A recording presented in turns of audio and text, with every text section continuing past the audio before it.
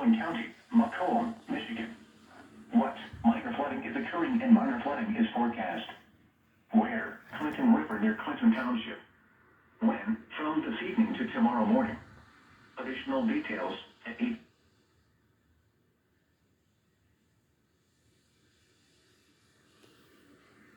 p.m. Wednesday, the stage was 16.4 feet.